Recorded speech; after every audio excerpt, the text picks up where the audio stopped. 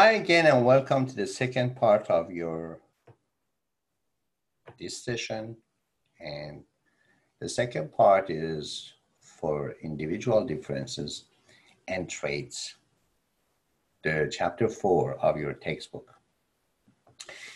It's a very basic discussion in psychology about the individual differences and very interesting because a lot of people are similar together, yes, but they don't have the same characteristic features or characteristic traits. So individual differences, very small, very detailed, or very large, for example, between the countries, between the geographical different position, between the tribes, between the ethnicities, between the races. There are individual differences at a larger scale. So in leadership, one of the most important things that a leader should consider in his or her leadership style for successful leadership, I prefer to use efficient leadership, not successful leadership. For an efficient leadership, it is considering the individual differences and traits. There is a very popular word in psychology as comfort zone. What's comfort zone? Comfort zone is the zone that you have some habits to live in it without any feeling of discomfort. Each characteristic provides a behavioral comfort zone. The comfort zone includes a range of behaviors that come naturally and feel comfortable to perform because they reflect individual characteristics. When you are in your comfort zone, you are yourself. You know yourself in your comfort zone. Basically, it is comfort zone because it is familiar with your attitude, with your emotion, with your thinkings. Behaving outside that zone is difficult. You cannot know yourself. Take practice, and in some cases, might not possible. Remember that 3 emotions, 3 feelings is very regular and a very good sign for you when you are going out of your comfort zone. Fear, doubt, and shame. They are not pleasant emotions. They are painful emotions. Fear, doubt, and shame. But when you are in a new stage of your life, new quality of your life, transition from one stage of your part to the other stage of the part, other stage of your life, you are leaving your comfort zone and going to the next version and maybe your best version of yourself. 3 emotions are very good signs here. When you feel these emotions, it is good sign for you to know that you are going out of your comfort zone. It is the natural part of leaving your comfort zone. Fear, doubt, and shame. Although we are at ease in our behavioral comfort zone, but we learn and grow by moving to our comfort zone.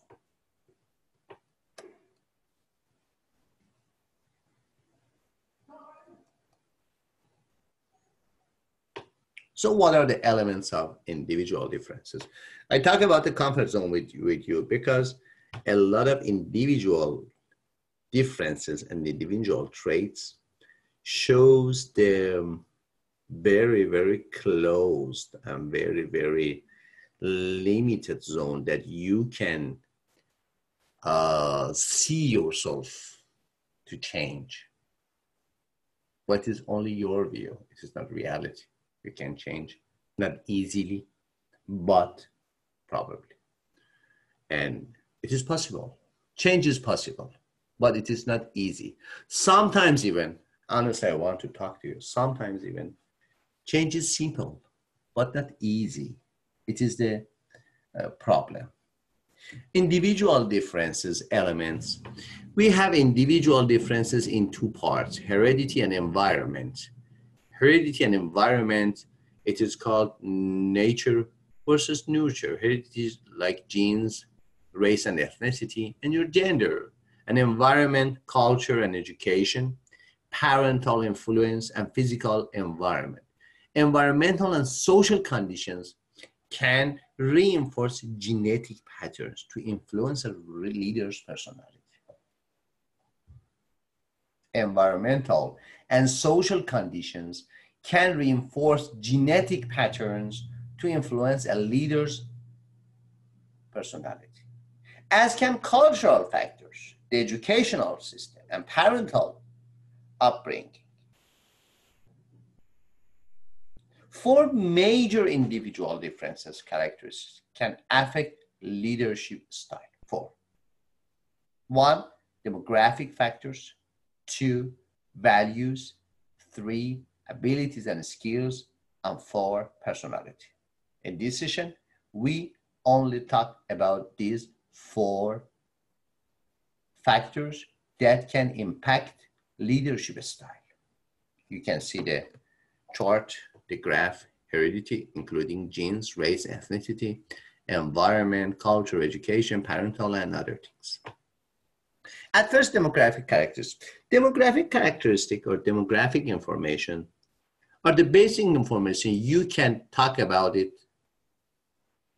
for you. For example, your name, your age, your family name, your nationality or your citizenship, and your job sometimes, your marital status, your educational status. These are your demographic characteristics, especially your age, your ethnicity, your race. It is important for us. Now, for example, your name. Also, sometimes your name should have some implication for your leadership style, but it is near joking, not a reality. Demographic factors such as age and ethnic background are individual difference characteristics that may affect individual behavior and to some extent leadership style.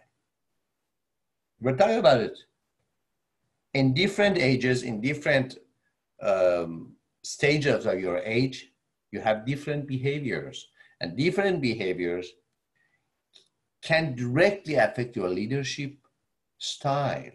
For example, if you are a young leader, and after that you are an old leader, and after that you are a midlife leader, it is different stages of life and different leadership style. Impact of values after demographic, we are very, very precise about it just now. Values are stable, long-lasting beliefs and preferences. Pay attention. Stable, long-lasting beliefs and preferences. Long-lasting, our whole life. About what is worthwhile and desirable. They are principles that guide behavior. Stable, long-lasting beliefs and preferences about what is worthwhile and desirable. They are personal judgments about what is right and wrong. Values are from your judgment.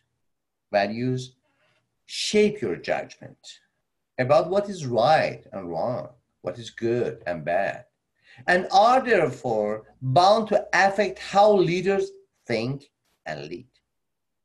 There's a model here. Thinking, feeling, action, results. How do you think? And two, how do you feel? How do you feel? Create your action. Your action and behaviors create your results. And your results usually approve your primary thinking. National culture and values.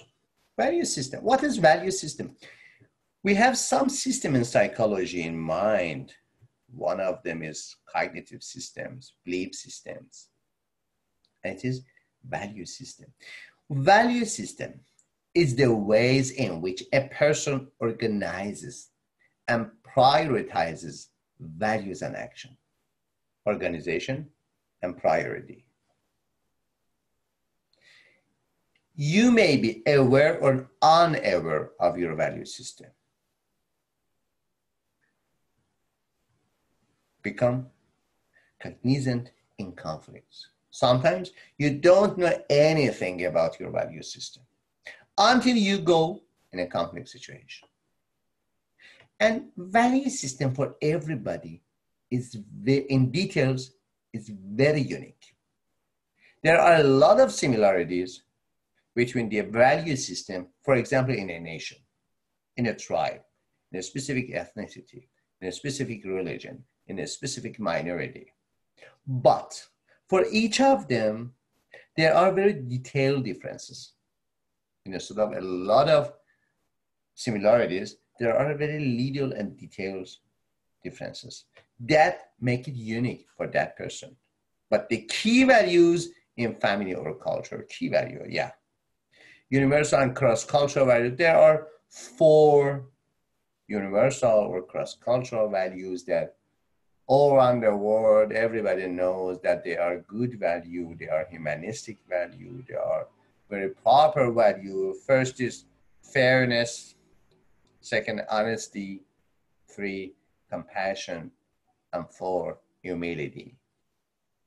Also, humility is not good.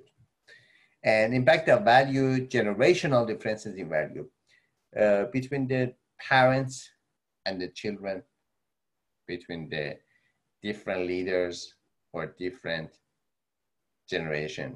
There's a very, very good research for this matter. You can see it and study in your book. This table for generation-based value differences in the United States. The traditionalist, over 60 years old. Baby boomers, between 50 to 65. This is the last part of midlife.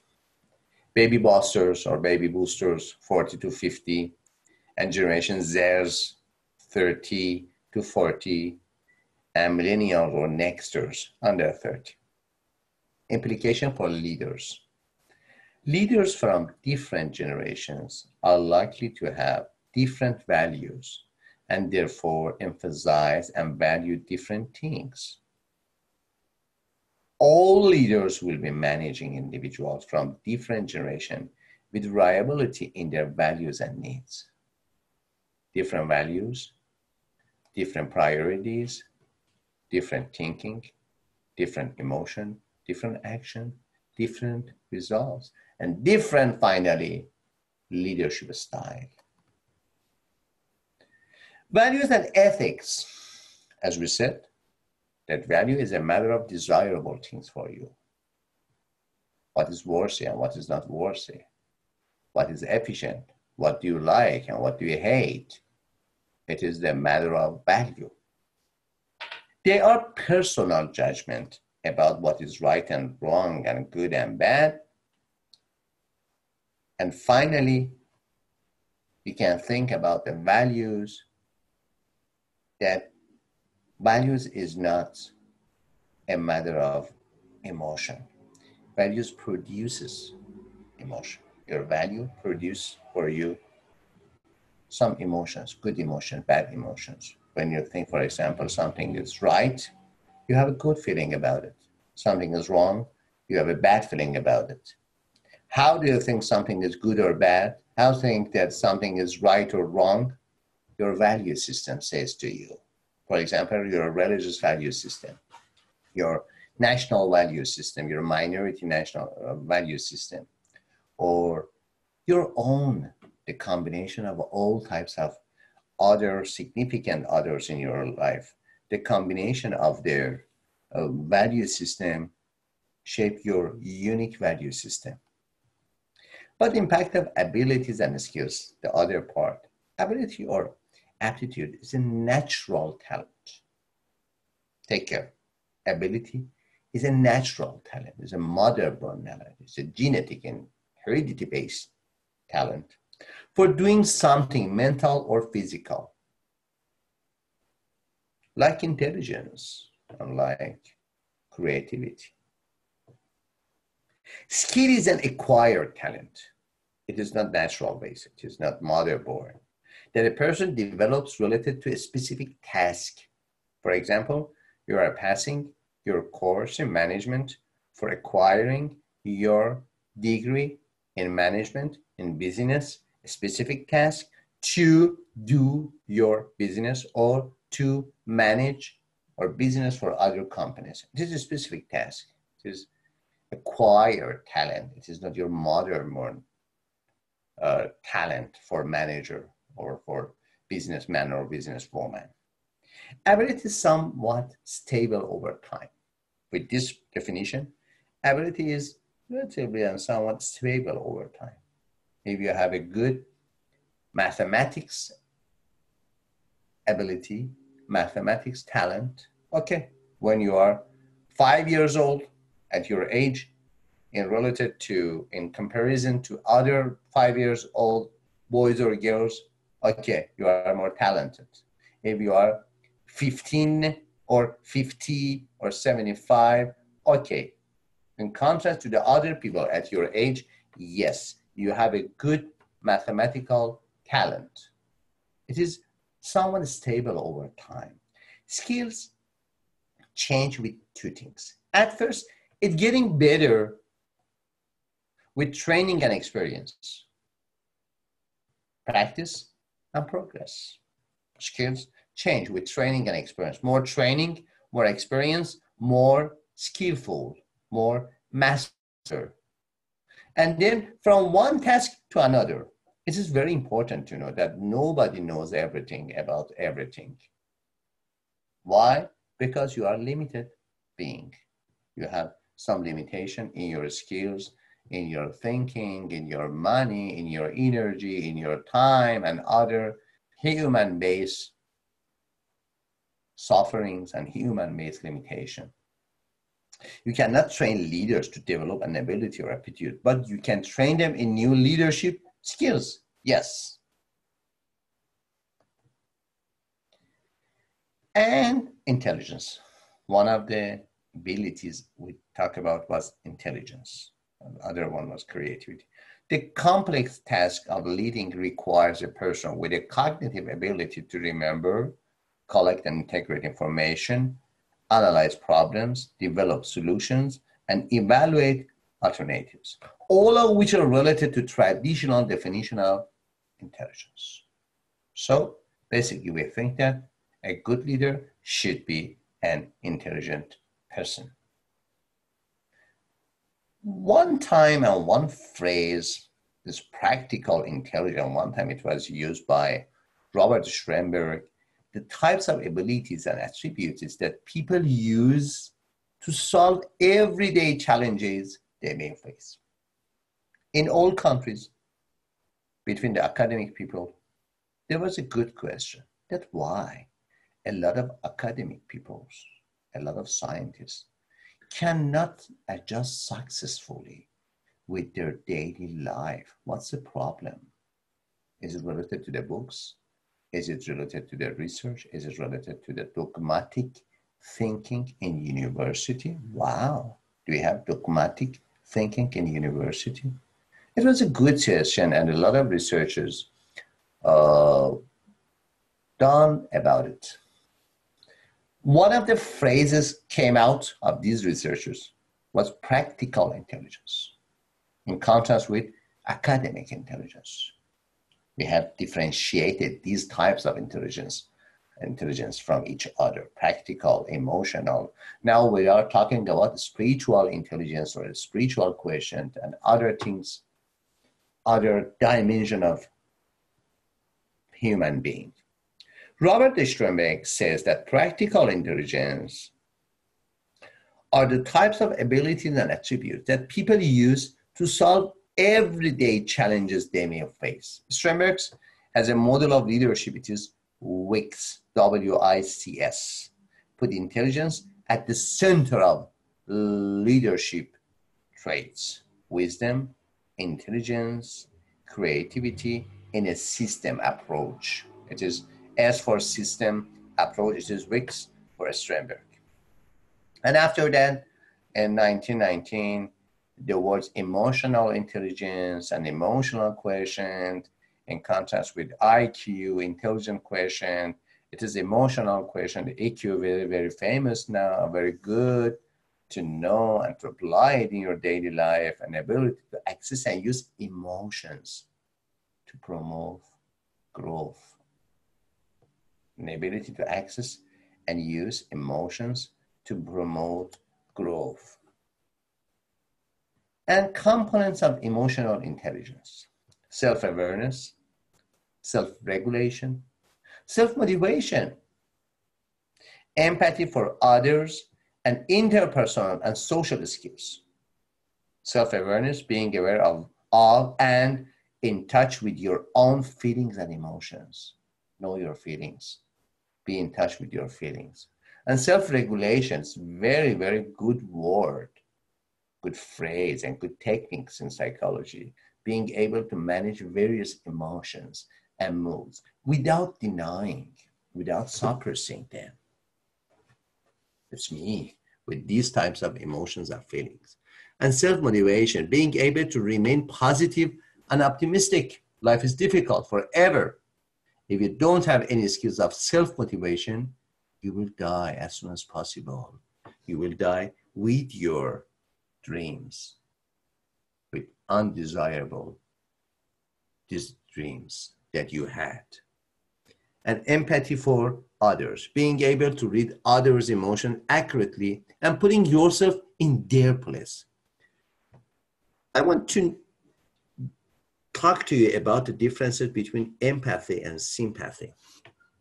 Empathy, when you put yourself in the other person's place to know how he or she think, feels, and see the words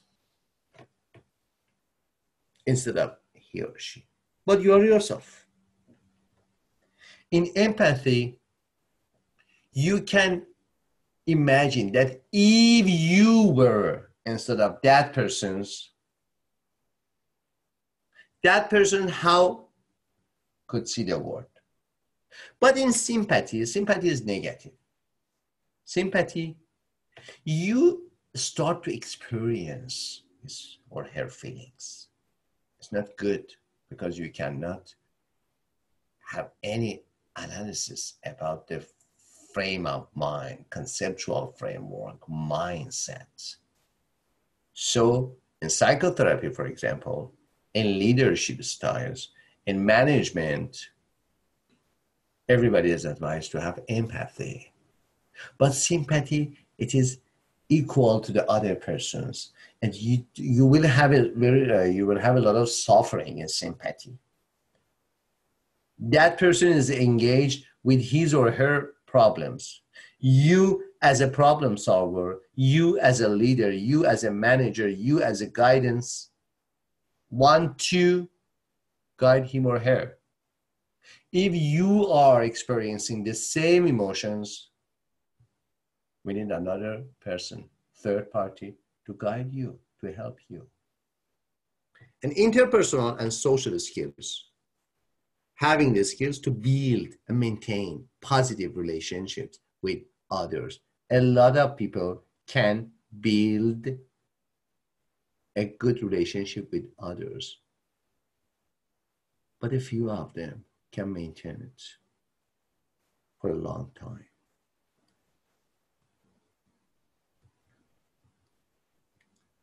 What is the definition of emotional intelligence? The ability to interact well with followers, emotional intelligence in leadership.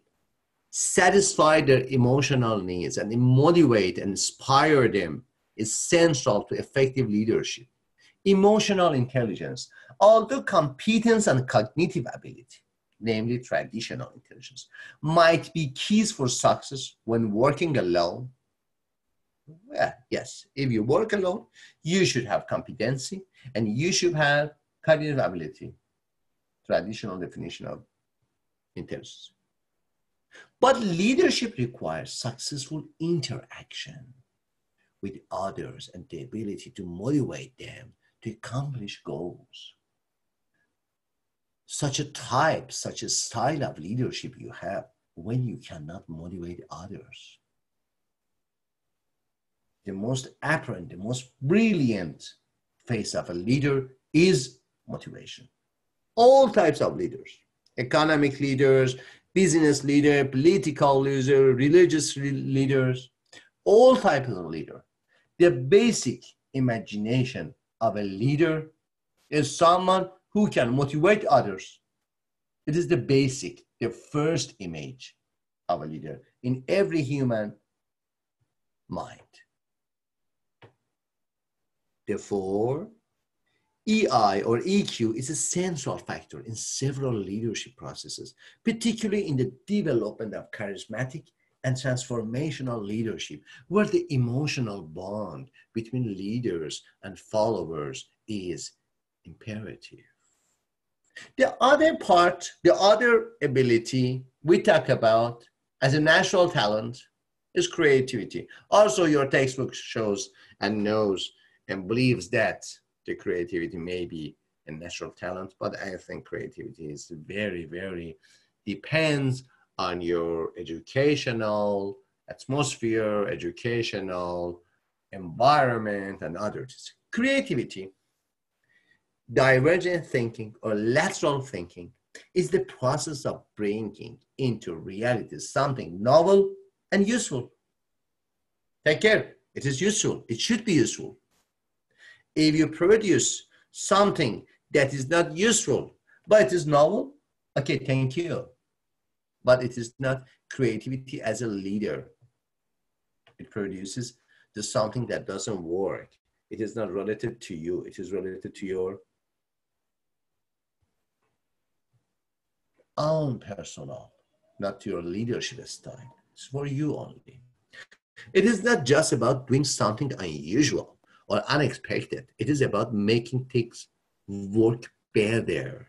Creativity is a necessary component of leadership because leaders are often expected to develop new ideas and direction that others will follow. New, novel. Everything is new, everything is novel. It has a major part of creativity. According to survey of 1,500 executives in 60 countries conducted by IBM in 2010, creativity is the most crucial factor for success in the future. 60 countries, 1,500 executives, and the research done by IBM in 2010. Creativity is the most crucial factor for success in the future. Who is creator? Who is creative? I know only God may be a creator, but we are creative. Typical characteristics of creative leaders. 1, perseverance in the face of obstacles and self-confidence. Perseverance. 2, willingness to take risk. Also with risk study. 3, willingness to grow and openness to experience. After some minutes, we will talk to you about the openness to experience in the personality features. And finally, tolerance of ambiguity or ambiguity tolerance. So we have leadership skills. After abilities, we talk about the creativity and intelligence about as the abilities. We are now talking about the skills, technical skills, interpersonal skills, and conceptual skills. Skills are something that you can acquire from your educational environment and other things. Technical skills, knowledge of the job processes, methods, tools, and techniques. Interpersonal skills, knowledge of interpersonal relationships, including communication, conflict management, negotiation, and team building, and conceptual skills, knowledge of problem solving, logical thinking, decision making, creativity, and reasoning in general. What key traits? Key traits needed to acquire leadership skills are: 1, drive, which includes motivation and energy. You should have motivation and energy to learn a new skill. 2, desire and motivation to lead. Okay, I have trained, I have learned some skills, but I cannot, and I don't want, and I don't have any desire to use them as a leader. Desire and motivation to lead. 3, honesty and integrity. I should be honest with myself to use these skills in the right way for the right person in the right time. And integrity. I should have a good feeling, a peace of mind with myself about the skills, about my followers, about the leading process, about the leadership style, and other things. Self-confidence, the judgment about my abilities, or self-confidence. Intelligence, cognitive ability to do some things, and knowledge of the business also, competency. Impact of personality. Personality refers, what is the personality? Personality refers to a stable set of psychological characteristics that makes each person unique and constitutes a person's character and temperament. So stable, characteristic, unique, and character.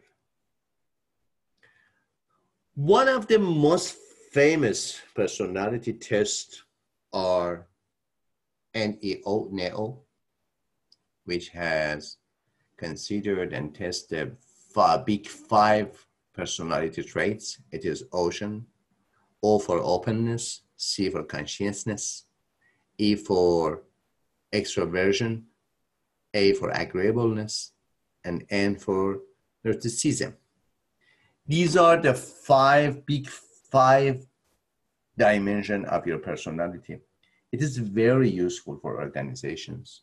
It is very useful. It is one of the first organizational tests. Also, we use in therapy sometimes, not sometimes really, a lot of time. And NEO is also in therapy and therapeutic complexes and campuses, but it's always for healthy people, not for ill people. So the dimension of personality the test shows is very good. For example, for sorting the candidates for hiring. It is agreeableness, narcissism, emotional stability, an openness to experience, the degree to which a person is imaginative, broad-minded, curious, and seeks new experiences. The most important managerial implication of big 5 dimensions is that despite the reliability and robustness of big 5 as measures of personality, no single trait is linked strongly to how well a leader or manager will perform in all types and levels of jobs.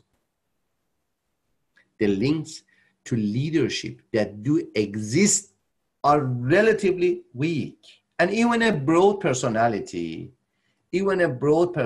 measure such as the big 5 alone cannot account for success or failure in the complex leadership process. Some of the organizational psychologists, some of the leaders, some of the managers, they love assessment. They love tests, psychological assessments. It is good. It is a very good guideline for starting and knowing the directions of the assessment and evaluation for your next future leader, for your future manager, and other persons you want to hire. But it is the first step. It is not the last step, because these are tests with a very, very good reliability. Okay, that's good.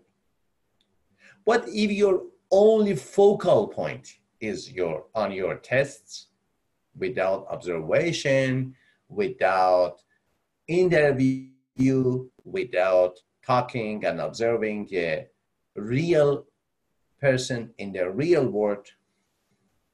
It's not good. It is very easy tools for hiring, but not so effective tools.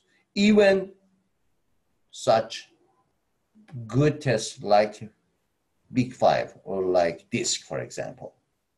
As TTI says, DISC is very good for assessment the organizations. And proactive personality, other types of personality, no matter what happens, the person with proactive personality stays positive and keeps going. So good, non-stop, never-ending improvement, never-ending going forward. Chances are that the person has a proactive personality. Proactive take control to influence events in their lives and attribute things that happen to them, particularly positive events, to their own efforts or abilities. Identify opportunities, take initiative, take control, remove obstacles, and unconstrained by situations. They have never-ending improvement. Why? Because they see every problem as a challenge. What is the difference between challenge and problem? Problem is something which is wrong. You have a problem or solution. Sometimes you stop. When you encounter with a problem, you stop. At first, you will become hopeless, and after that, you will become helpless. You turn your problems to the difficulties, your obstacles, to your walls in front of your progress toward the better future. But sometimes, and in some people's, like proactive personalities, they see any problem as a challenge. Challenge is an opportunity for growth. Challenge is a problem which is an opportunity for growth, for development, for moving forward, for advancement, for success, for feeling good, for leadership. So proactive personalities, people with proactive personality, see the challenges as opportunity for growth, a problem for solving. Yes, they know that the challenge is always a lot of different dimensions, hidden dimensions that you should discover, and you should solve the problem on other things. But they love their challenges. They are challenger. And type A personality in cardiology, medical field of cardiology, some years ago, I don't know honestly when, but there was a good research about the infarction in cardiology, and the cardiologists reached to the division and the categorization of personalities talented for cardiological problems. And after that, this typology come to organization, to psychology. It is called type A, type B, and type C. The first and most important part and the most problematic part, not pathological part, is type A. Type A's are described as people who trying to do more and more in less and less time. A lot of works, a little time. They are involved in a withdrawal of activity. At the heart of the type A construct is the need for control. They want to control everything. 4 general characteristics of type A personality are: first, time urgency. They feel always urgency about their available time. 2, competitiveness. 3, polyphasic behaviors. 4, hostility. And the next one is self-monitoring. The self-monitoring scales identify the degree to which people are capable of reading and using the cues from the environment to determine their behavior. The self-monitoring scale identify the degree to which people are capable of reading and using the cues from the environment to determine their behavior.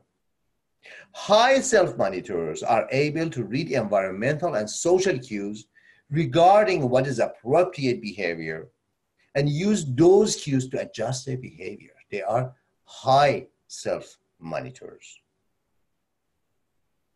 They can present themselves, manage impressions, and are able to mirror and mimic others' behavior better than low self-monitoring. Yeah, these are very relatively new approaches to personality in behavioral personality typology or behavioral personality typology for organization. For example, self-monitoring is very good and very detailed. And the last theory is the dark triad. Why dark? Machiavellian, narcissistic, and psychopathic personality. Wow. Machiavellian personality is more willing than others to put their self-interest and preferences above the interests of the group. I'm ego-centered. I'm a Machiavellian. When you are a Machiavellian, yes, sorry, you have always you and your goals. You put your goals and your desires above the interests of the group. They are able and willing to manipulate others for personal gain. Nicholas Machiavelli had a book so-called The Prince. It was the guideline for the traditional politicians. For traditional politicians. Everybody, politicians, every type of politicians sometimes had studies the Prince, the book Prince. Narcissism, which is in its extreme form, is considered as a personality disorder, as a subclinical or normal form characterized by a sense of entitlement, superiority, and grandiosity, preoccupation with status, excessive sense of importance. Also, when you have excessive sense of importance, it is pathologic. It is narcissistic personality disorder.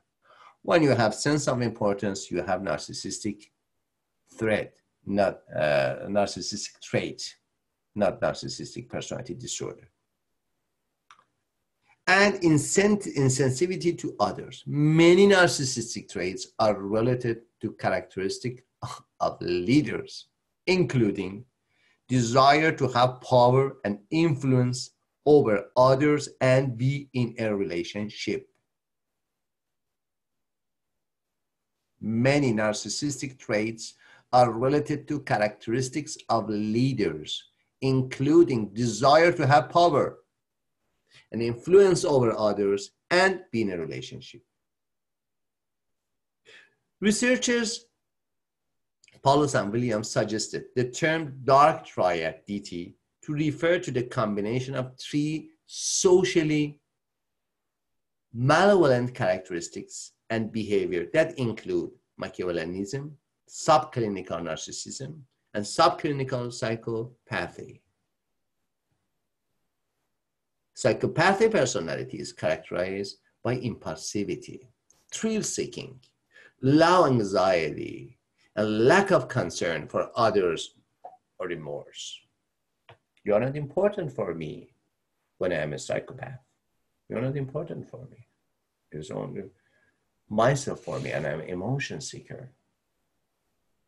The clinical form of psychopathy has extreme characteristics and behaviors and include antisocial and violent behaviors that have been linked to criminal behavior. So when it has some type of pathological characteristic, yes.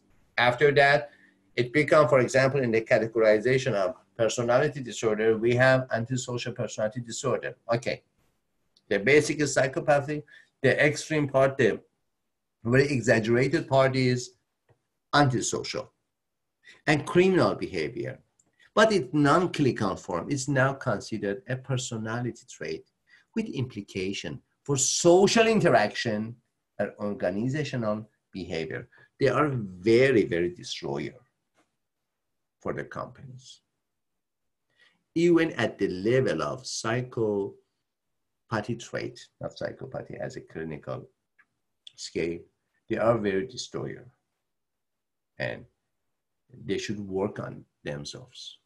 Or maybe the organization should provide some services for educating, for self-awareness, emotional intelligence, and other skills that they should learn about working with themselves. And psychopathy, one of the most effective techniques, non-clinical effective techniques, also sometimes it is clinical. It is, for example, mindfulness, to be here and now, because they are very aggressive, very impulsive, very, very impulsive. The three triads are correlated and share some common threads and themes, although they are not equivalent. All three entail malevolence, self-promoting, disagreeable, emotionally cold, and duplicitous characteristics. All three get ahead without establishing sincere connections with others. Sorry, I have a coughing that was controlling and it interrupt the word. Okay, this session about the second part for chapter 4 is over. Please do your tasks during the week, and I'm waiting to hear from you. Bye-bye.